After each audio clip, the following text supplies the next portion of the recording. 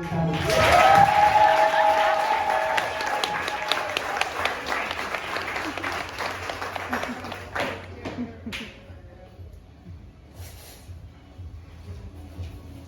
Hi guys. I bet someone said I wouldn't say hi guys, but I guess they won. That's me. Thank you guys so much.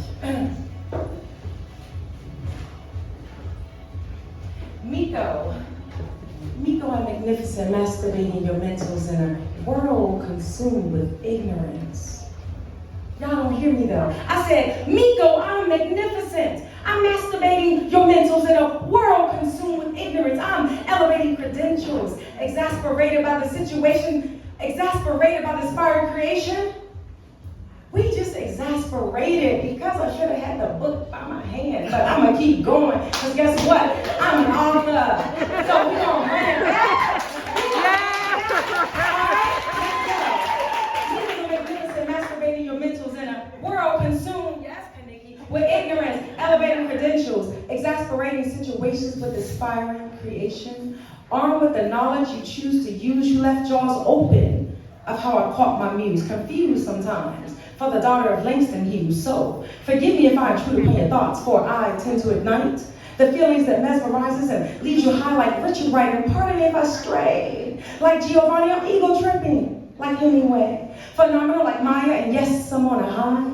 Even Fitzgerald and Great Gatsby can't deny that I'm as witty as Salinger and a catcher in a rye, and lyrically I possess the talent to test how even Hawthorne's romance has me pegged as the best. So don't abuse your brain trying to pick and tame the depth of this authentic line is Dame. 1/4 of Earth's element fire. I spit poetic renditions, unheard of dimensions, so prepare to view the unseen and redirect and resurrect the fiery theory of this Black queen. Thank you.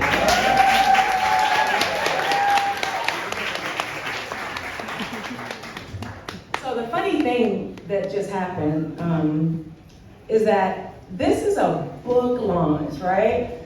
And then all of a sudden, I started getting so many texts about, I can't wait to hear you spit. And I'm like, I'm reading the book, like we're not spitting up here. And then, I got like the dope host, Rob, TJ, Patrick, everybody. They're like, you're gonna have to spit. And I'm like, it's been so long. So I just spit, and now I'm about to open my book and read to you guys, okay? So,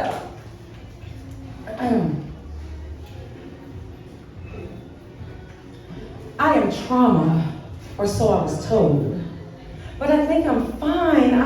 I appeal to soft places and quirky places and faces that offer reprieve for the life I'm forced to live, lead me to leave, but I stay. I say to appease and to please, but I am trauma, indeed. And indeed, these soft spaces offer breaks, bandages, and ointment mistakes. I am in pain. I am pain, for goodness sake. I am dramatic trauma. I am black pain in a bottle. I am arsenic, killing myself over time, whatever it takes, but I think I'm fine. Antarctica flakes. I am woman.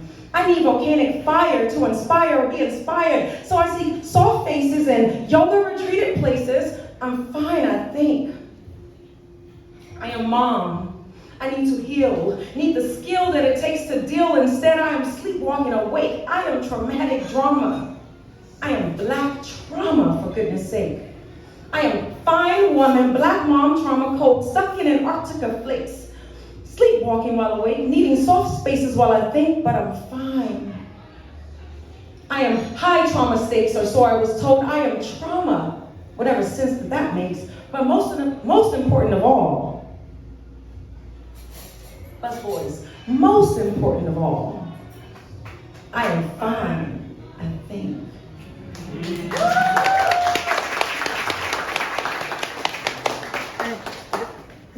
All of the little faux pas and everything will happen when I come up, so you're welcome, guys. Okay.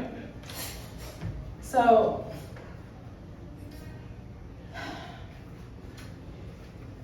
I want to do this piece. And I initially told Rod, like, okay, I was so neurotic, I don't know if anyone in the audience knows, I don't know, but I was super neurotic coming up to this event, and I'm like, here's what I'm gonna do. I'm gonna do this piece, and then you're gonna say this about that piece, and I'm gonna say this. And then I got here and I'm like, just be yourself, just flow. Well, they said that, and so now here I am, okay? So this piece is called Jonah Lisa Superstar, and it's in memory of Joni Coleman. I struggle over adjectives and verbs, trying to capture the beautiful action of you with mere words. You are laughter during dark days, whimsical and exquisite. You are everything that the earth gave. You are the mold that God made your own.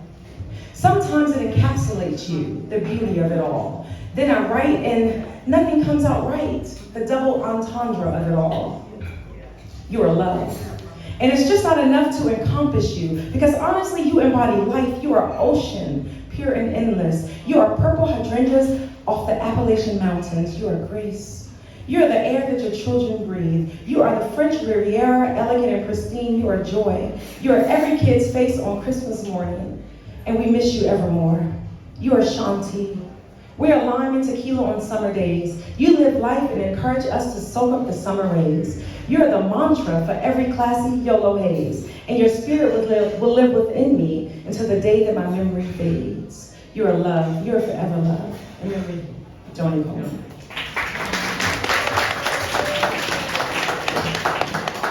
So this is the point that I look over at Ra, and she's probably like, let me look at this, all these questions that Miko sent, and so we're gonna, I'll stay right here, okay.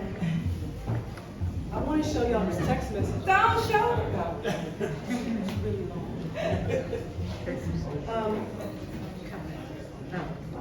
So can everybody hear me okay? I know it's all sultry. But you can hear me all right, right? All right. What's the, this is actually something I would like to know.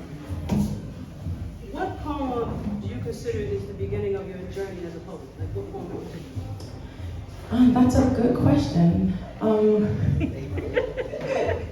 wrote the question. Okay. I'm thinking that, yeah. For me, honestly, it's probably the poem that was not the best poem ever. I wrote it at 14. It's called Life. And I'll do it. Life, it comes, it goes. People die, families cry. Praises are given, births are performed. Time, something, but life goes on. Day after day, nonstop, time doesn't stand still. So I wrote that at 14, and I was at Hines Junior High, and there was this poet teacher guy there, and he's like, you got a talent. And I'm like, okay. But ever since he told me that, I just started writing and writing and writing, and I like to think I got a little better than that poem, but yeah, that was the poem that started my life in poetry. You remembered that from? I remember 14 minutes ago. Sheesh. That was pretty cool. Okay. This is something I ask my students, because Patrick can attest to this. We teach, and we teach poetry classes for Words, Beats, and Life. And so I always ask them what have they learned at the stage that they're at their age, right? That they would tell their younger selves. And it's usually like, what would you tell your 5-year-old self? Because they're like 16 and 17. Yeah. But yeah, what would you tell your younger self, especially about this particular journey as an artist? I think I would tell myself to keep going. This book has been in the works for 25 years, meaning I have constantly said, I want to write a book, but I don't know how, I don't know where to start. And if I could turn around and tell myself, you know, Miko, just start by putting the papers together in a Word document and freaking submit it to be published. Like that's not all it took. But that was all it took for me to get started. So I would tell myself to keep going. You touched on my next question. I published the Alpha Women's Bible back in 2015. Thank you very much. Through the great publishing company, shout out to Kaniki. I published through the great publishing company, and it was interesting. It was really interesting, and I wrote it fairly quickly. What was that publishing journey like for you? Because it's interesting, you know? Yeah, you're right. It's so interesting because it was, oh man, another thing. If you're younger and you don't have kids and you want to write a book, do it before. Yeah, that's my daughter. I love her. She's 16. I also have an 8-year-old. If you have the book, he's in there. Do it before you, do it while you have the time and it's on your mind. The journey was so difficult. I mean, oh my God, it's like I need to lay on a couch to discuss it. But it was doable, but it was difficult because you want to carve the time for your family, and then you want to carve the time for your book. And so by the time you're finished carving the time for your family, you're depleted. Your energy is low, and you know, if you had a glass of wine or two carving family time, you're tired, you know, you're not writing. So the really cool thing about the process, TJ and I are in class together, and another student was telling us about the index card format. So I took that, I remember that, and it's basically you write each thing that you want in the book on an index card. And I had my daughter would tell you, I had 75 index cards in my office, and that actually organized me. It's so antiquated, but it worked. So, and I have a book. So. All of her answers seem to kind of go into my next question. My next and last question for this segment. I'll bring another artist and come back to you for more poetry and more questions. Georgetown and Johns Hopkins. Children publishing a book. Yeah, what's that like? Because you mentioned wine, and that's the only thing to get me through such a thing. So. This is water. This is water. Yes. It was difficult. I think that's the common theme. It was hard, but I think anything that you do in life is, if you put your mind to it, you put your heart in it, it's your passion, you can do it. Anything. And for me, my entire life, the culmination of it was me saying, I'm gonna write a book. That's all I said. My one friend couldn't be here. I told her this when I was, 28. She's like, what do you want to be when you grow up? And I'm like, oh, a rapper, but if I can't be a rapper, then I'll write a book. And that was so many years ago. And so that was my rap name, Miko the Magnificent. You guys are welcome, you can use it at some point. But yeah, so Georgetown and Johns Hopkins was a process, and I love it. And I feel like initially I did it because I never thought that I could get into Georgetown, not because of my grades or anything, but because when you don't think outside of your zip code, you know? I grew up in Southeast DC. If you don't think outside of your zip code, then you don't feel that you can accomplish anything because it's out of your reach. So I started thinking outside of my zip code, and here we are, so yeah. Okay. She said 28 like it was that long ago for her, right? It's been a while? Yeah. It's been 23 years for me. Since I was 28. See how slow I'm walking to the stage after I say that? Dances. I killed them during homeroom talk time while discussing little sneaky romances. And right before my grandmother showed up for parent-teacher conferences, I killed them confidently. I abolished them religiously because they left me respectfully. And since they left me, they were no longer allowed to live in my headspace. Imagine being that audacious at the age of 13. Basket case. But mostly I killed them because I couldn't deal. I couldn't deal with the questions of life that was all too real. Repressed anger even for an audacious teen unable to heal. Trying to figure out what happened, what was their ordeal. And then I got older. Y'all, let me say this again. And then I got older and had kids of my own. And oh my goodness, I realized that maybe I shouldn't have killed them in middle school. Because maybe they did the best that they could do or did, sent me to my grandma, best thing that happened in their head, and it was until it wasn't. But see, it never not was. Just was the occasional wasn't, if that makes any damn sense. A conundrum circumstance, but yeah. This thinking of mine used to be so intense, I was borderline malignant. Now I'm living with the fact that cancer has taken over my role. Grab hold of my parents' soul. Try to dig into the 13-year-old me and unfold those treacherous thoughts of having a teen and killing my parents off like a psychotic drug fiend. I mean, God damn it. Fuck cancer and its fast-paced scheme, and fuck being audacious at the age of 13. Okay, I'm gonna do one more before I start taking requests, okay?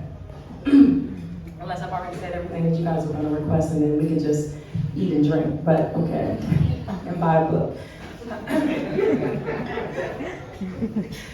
Okay, the name of this piece is, actually, nah, I ain't gonna tell you the name.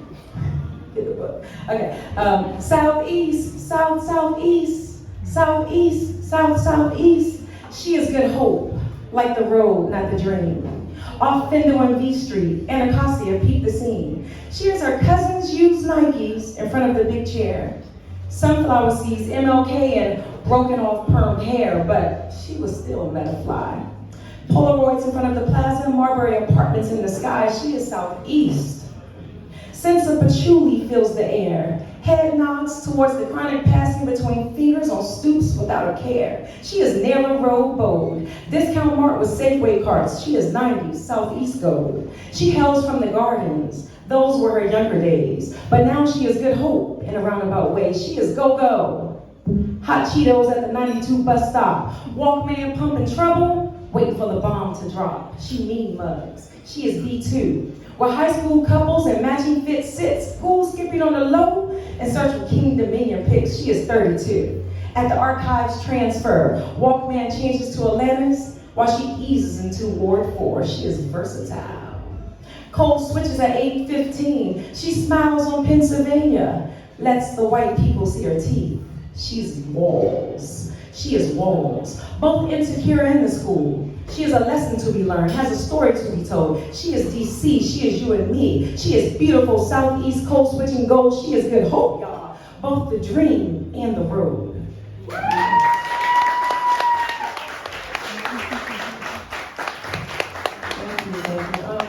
So I'm going to take some requests. If there's anyone that has something that they would like for me to read, I will read it. All right. Okay. But we're going to do that. I'm going to take a couple of requests before that. Next move.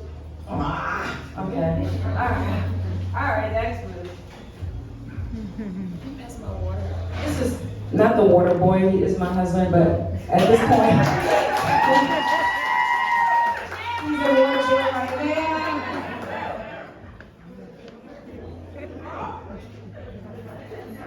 It's okay. I wanted to say, I don't know where Kaniki is, but thank you for coming, you guys. Kaniki J is like the bomb. All of that, follow her, add her, all that stuff. I'm bleeding. I'm bleeding. Can't you see my stains? My daddy's blues are suffocating my veins. I tried to hold on to hope that one day these blues would stray, but they never do. I skipped the whole verse, y'all. I'm bleeding. Can't you see my stains? My daddy's blues are suffocating my veins. I try to refrain from this toxic strain of smoke, but these are my daddy's blues that's infiltrating my soul, that's got me spiraling down cancerous holes. I hold on to hope that one day these blues will stray, but they never do. You see, I'm a glass half full kind of girl. I gotta believe the hype. Society trite, and daddy, he's out again, but actually he did get right. I write this poetic prose for those who hold up their nose. You see, the establishment's kinda old. I mean, how can a halfway house ever make my daddy whole? I'm choking. Can't you see my face turning blue and my daddy's blues are still sifting through? I had to be a superhero for my daddy since I was like 10, but now I'm tired of this play, make, pretend. I don't know. Maybe my daddy did what he did because he simply didn't have any ends, or perhaps he just got involved with the wrong group of friends. But all I know now is that the lawyer's high Sadidian and judge's recommendation, incarceration. drug rehabilitation, incarceration. As he pontificates, Miss Reed is for the good of mankind, the good of mankind. Well, mankind, my daddy's getting old, and maybe one day he's gonna die living in a hole, but right now, I got my daddy's soul. Gotta be his mouthpiece, gotta step in his shoes, gonna put on my suit of armor and take on my daddy's blues. These are my daddy's blues. I write for every little girl that's ever cried herself to sleep at night. Black, yellow, and white. Eyes wide shut, souls wide awake, clutching that little chest, pondering their daddy's fate. Because here's a flash of news. Drug rehabilitation is not synonymous with incarceration. And these are my daddy's blues. These are my daddy's blues. Thank you, thank you.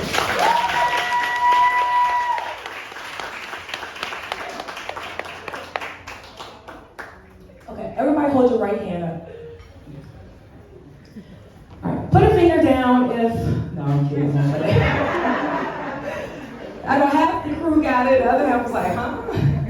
But I just want to tell you this really quick. So about 3 days ago, one of my greatest, closest friends to me was trying to tell me how to get my book in bulk on Amazon and how I could get like a cheaper price for myself.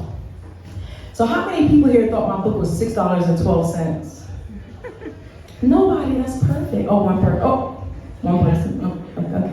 Yeah, but it's not. But it was for like 3 days, and I struggled with like, am I gonna bring this to the attention on social media? And then I'm like, nah. But somehow, it was brought to that attention because one day my cousin and I were at my house, and I looked at the Amazon, and I was like, I sold 51 books today. The day it went to $6.12. I was like, oh shit. But it was cool. It's $14.99, and that's my segue into saying, don't forget to buy the book. But are there any more requests before I do my piece? Yes. Can we get some haikus? Oh my God. I think Patrick is the haiku king, or Why don't we do a haiku battle? who what? Are you the haiku queen? You do? Okay, let's do some haiku battles. Let's go. I gotta pull mine up too, so hold on. Cool.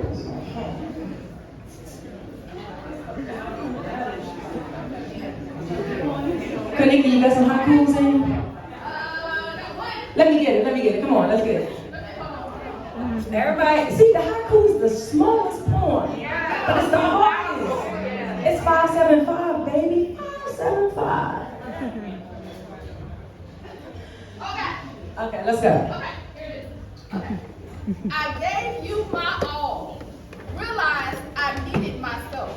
Left you with yourself. Oh, I would drop the mic, but I don't want to hurt it. Hey. Okay, let's go.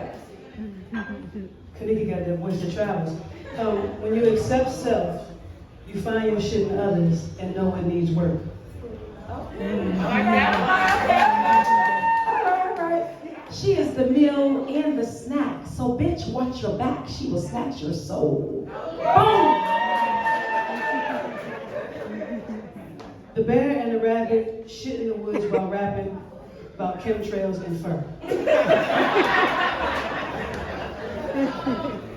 Let's go. I don't have my book with me. This is cheap. All right, yes. Oh, rock on again. Man, she is Sade, Soap, and Tina and Nina's soul. Don't fuck with her. Sorry about all the cursing, guys. It's just in me. Fuck that, I curse. Sometimes the people you would take the bullet for are holding the gun.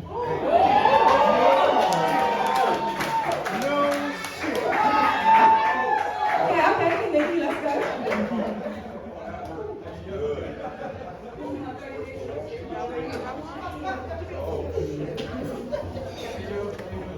All right, let's go. Nikki, let's go. Pretty as she is, a gift from God Himself, sent back unopened. Before you give it to Rawa, that's what's up, honey. You feel like cool silk Reminds me of rainy days, makes me soft and wet.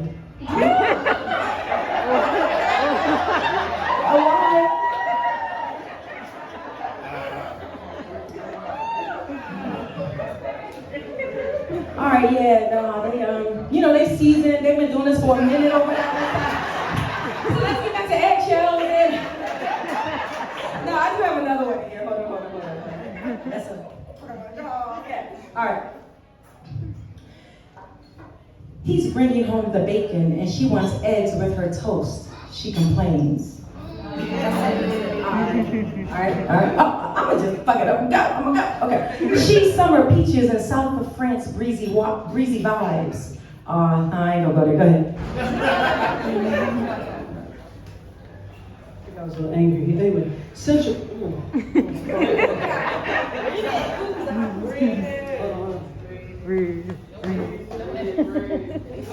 Oh no, I'm not editing anything. Earth and I are cool. Then it moves me wrong. Breaks stride like a quake breaks ground. Okay. See, oh, it's your girl. You right. Okay. Want a friend, be one. But there's no guarantee that friend will be one. All right. Marriage is funny. Give cake on your wedding day. Freeze cake for 1 year. You newlywed almost. Okay. Who got it? You going? No? Just okay. Central Park 5 men. I weep for newborn black boys. I can't stand this place.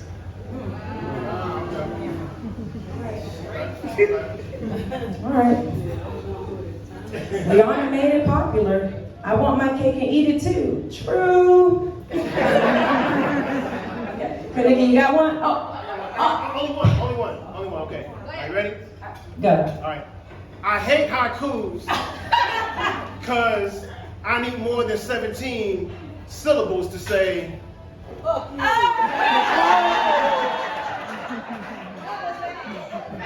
Yeah. Okay. One more. Yes, it was great being your one and only, but she thought so too.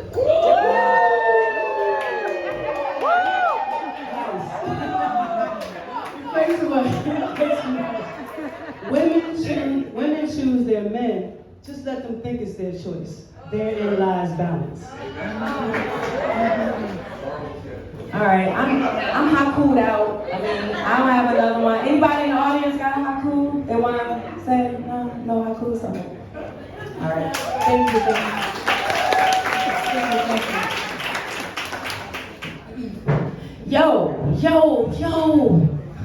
Yo, these cats be killing me. Open mic pimping, skipping on originality. I mean, damn, at least throwing a fallacy. Cause why you be spitting this black queen spirituality when church hasn't seen you? Now that's reality. Honestly, this pimping ideology is just semantics, logistics, wanna be osmotic theatrics, and now you so deep. You may be like Muhammad or Brother Xavier Sadiq or just plain X, cause you're like what? Vexed with the white man and his sway is out of hand. But you still so quick to follow his plan when you leave the open mic stand. Still color struck on these sisters with faux dreads. Talking about, yo, she cute. But look at her nappy head. Instead, you spit your whack lines in hopes of finding a dime to wind it down and intertwine your blah blah lines. Deafening my tone, killing my erogenous zone, wanna go Van Gogh style and leave my ear at home. Pimp, grow up. You depressing my mentals. I'm calling Dr. Phil. European incidentals, open mic pimping, you should get a tax write-off. Tell me, how many times did your whack lines get the draws? But that's not what you're about, right? And you've got it all figured out, right? I mean, hell, in the club, you're a hit. Come on now, come on. You're pseudo-legit, lacking wit, spitting 1980 Dalai Lama, yo, bullshit, and we are sick of it. So listen, y'all, this poem I wrote during the U Street days, it goes on and on and on, but it's in the book. But I wrote it during the U Street days, and it was during this time, I don't know, know, it just felt like, you know, single, and it felt like guys were just trying to holler at you from the mic, like, yo, sis. And so that was my comeback to the poem, so I just did that, okay.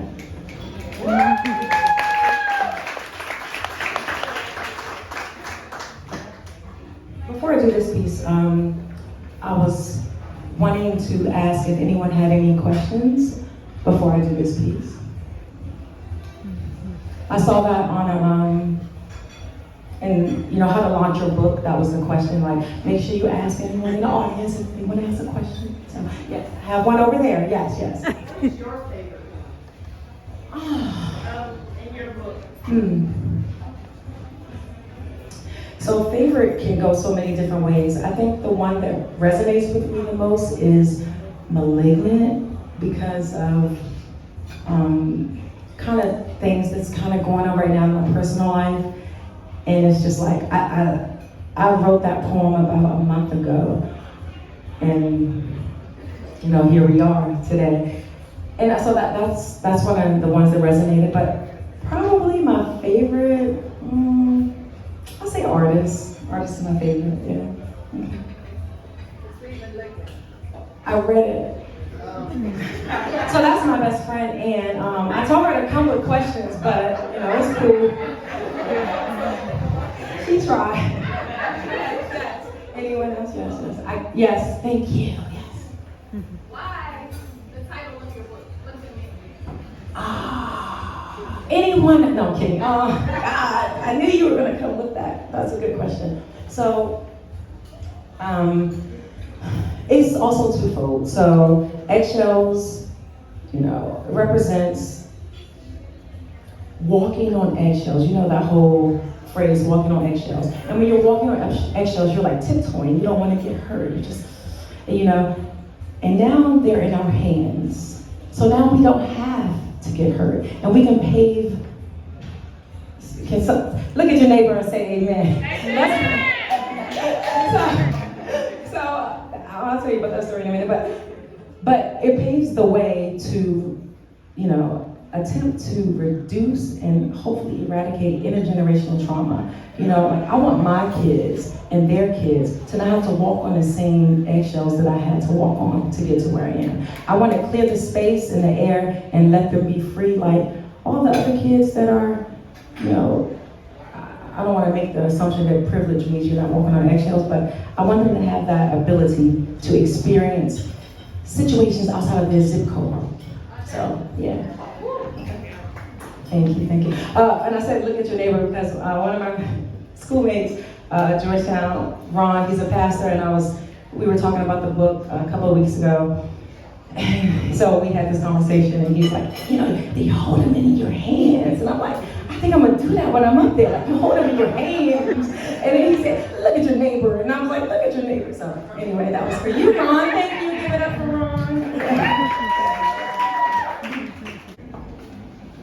Ron's a little short. Yep.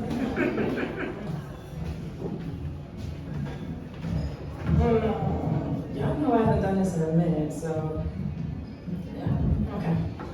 We'll do it this way. So someone texted me a request because they are shy. I'm not shy. Okay. Someone should be ready. I was born ready. I can't breathe. She texted me, I can't breathe. I text back, what's wrong? She's like, no, you're poor. I'm like, okay. So, and I actually changed the word to breathe in the book. It's called breathe, so hold on one second.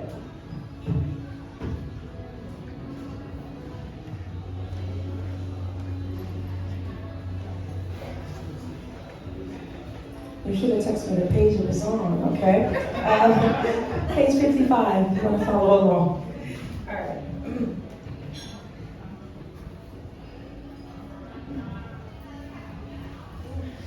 Women, we carry our babies on our backs and hold the world in our hands. Understand, yes, we can. This, we can. Frantic about the plight of our strong black men, our babies, our men, it's civil unrest again. It's the 60s and 70s again. Unclassified distress weighing heavily upon our chests as they stand tall, hoping this too shall pass, fall the sickening gall as our senses become heightened, our kids become uncannily enlightened, hugs clutch tighter as we ask ourselves, are we a fighter? Are we a flighter? Or are we an external spark igniter? It's so hard to breathe. These babies that our ancestors carried on their backs are now their sons. These babies that our ancestors carried on their backs are some our fathers, some our men. Constitutionally, this we must defend. The lion's den is now their playpen, and not many are as lucky as Daniel. Even with the strength of Samuel, they lay slain. Breathe. My soul aches. I wrote this during the heart of last year and everything that went on. My soul aches as I look at my own son and fear his generation's potential fate. Flash forward, coming home late, college debates, a football practice, a teenage skate. Don't stop breathing, baby. A mother's fear, my God, the hate. So mothers, we must prepare our sons. The sins of our nations are swallowing us whole, ciphering pieces of our souls, gathering heads for platters like deer on a wall, like the Baptist John, like Berlin the Fall, as we fixate our eyes on the ground, shifty barren ground, as they yell, all lives matter, to the ground that's coddled our sons for the very last time. Breathe, Mother's Earth that's given us only cold grit and grime. All lives matter. As cries into soil become unheard, as RIPs become deferred, all lives matter. Breathe, baby, breathe. Fucking absurd. As heartaches become a community's t-shirt, blurred. But they say all lives matter. Noteworthy fact. While all lives are certainly of ultimate concern, dear white people, it's black lives that matter, because it's black lives that are dying, it's black mothers that are crying, it's black fathers that are sighing, it's black communities are frying, literally every black community in the United States of America. Jesus, keep breathing. I said every black community in the entire fucking United States of America. It is so hard to breathe, baby, don't stop breathing. Therefore, it's black lives that matter, because it's black cries that scatter through hush streets at night. It's black cries that huddle when sons are gunned down. I mean, if all lives matter, then why are we the only ones that are losing the fight? Losing our life? It's time to start breathing, losing our lives. Women, we carry these babies on our backs. We carry these babies in our womb. This is a call to action before the end of a generation comes too soon. Breathe, fight, protest, right, demand, stand, lead, organize, fight, protest, lead, rinse and repeat, and baby, breathe, baby, breathe.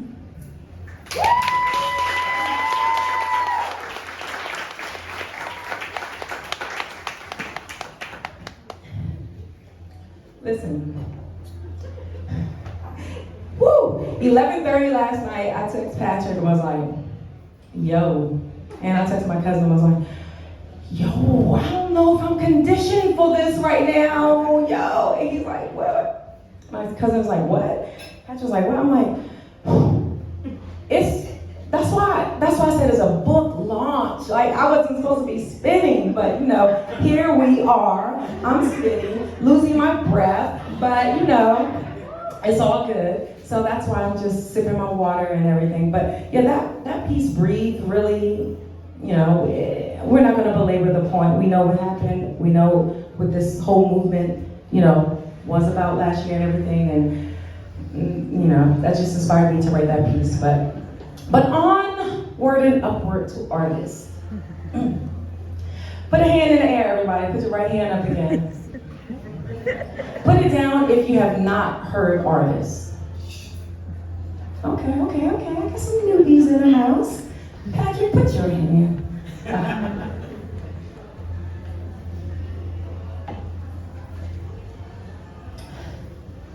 I should know about heart, but because of my lack of conditioning.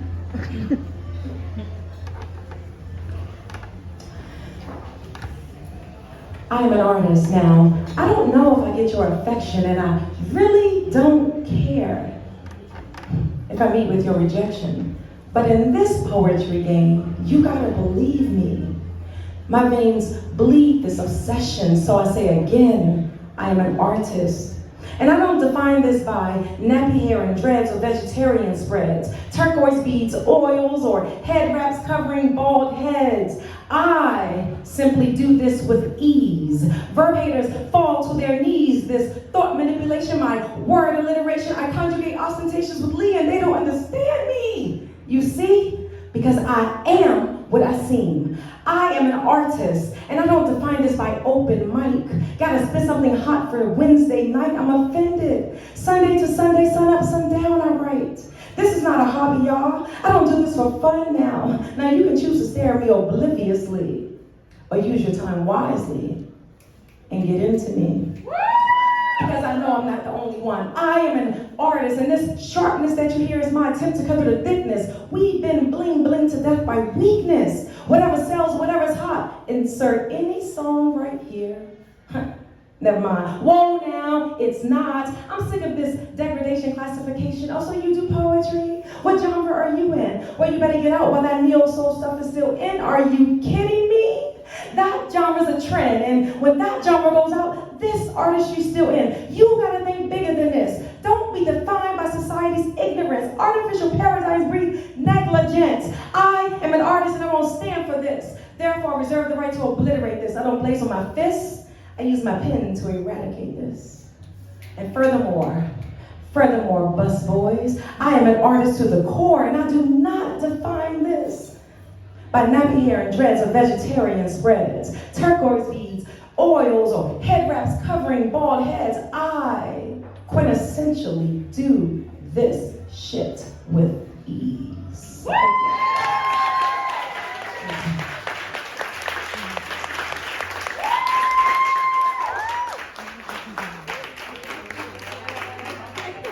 Thank you. That's my sister. I definitely just want to thank everyone for coming out. And you would think I don't know how to speak with all the but thank you so much, I appreciate it. And thank you, TJ, for coming, and Patrick for opening, and Rob, you can come on back and close it out. Yeah. I got some strawberries, they're chocolate covered strawberries, they're so good. If someone could just alert and they can bring them out, and that's all I got for y'all. Strawberries free on me. But order some food, get some drinks, mingle, take some flicks at me, all of that. The cards on the table are a QR code to the book, and the cards over there, the small business cards, are a QR code to the book and my website. So I'm trying to do some big shit. Y'all coming with me or not? Okay. See, No, you gotta tell us about your website. okay, let me tell you about her first, okay? I think everyone's interested in who is this little voice to the right of the stage, left of you. And she's wearing heels. So this is Margarita. She is my Hoya Saxa classmate, and I guess she is my new marketing manager. So thank you, Margarita. So the whole purpose of how this started was I have a voice, okay? It's haveavoicenow.org. It's my baby. I started a company I started an LLC last year, and the point of it is to give back to the community. I'm all about stamping out intergenerational trauma and giving a platform for marginalized individuals to have a voice so that they can not only hear what I have to say, but they are moved and motivated and intrinsically inspired by what they have to say. Because everyone has something to say. And you don't have to just listen to what everyone is saying. Listen to me right now though. But you don't have to listen to what everyone is saying when you have your voice. And I want to meet you where you are and help you find your voice. So go to my website and take your phone out, www.haveavoicenow.org, and check me out, sign up. New things will be coming in the future. I'll have workshops and everything. And Margarita will be sure to remind me to send that information out. Okay? Thank you. Very good. You know, you all enjoyed Miko, yes? I enjoyed this a great deal. Seeing Patrick perform was great. Meeting TJ Phoenix was cool, very cool. Thank you for having me as well. One of my favorite parts, along with those things, was watching your husband watch you as if he doesn't know you impressed. You have to see his face. Because I'm on the side, I'm looking, he just keeps looking so impressed, like, you know what I mean? And that's pretty dope. No, seriously, that's how you look. That's dope to me. I don't know, that's pretty cool. So that was a nice way to close this out. You know what I mean? It made me feel some kind of, I would actually order the dude some food and take it home. That's that, you know what I'm saying? That's that black love shit. You inspired me. You inspired me to feed a nigga. That's right. So, thank you, brother. I appreciate it. Hey, books are on sale right over here. That's $14.99. Eggshells and soft black hands. Thank you again for coming out. Thank you for having me, Miko. I really appreciate it. I'm Raquel Rob Brown. You can follow Patrick at poemseeds.com. You can follow Miss Phoenix at pjphoenix.com. All right, and I'm at Radigya, Radigya. That's me, okay? And yeah, shout out to Georgetown too. My mom went to Georgetown Law. That's what's up. Yeah, love. Thank you, y'all. Have a great evening.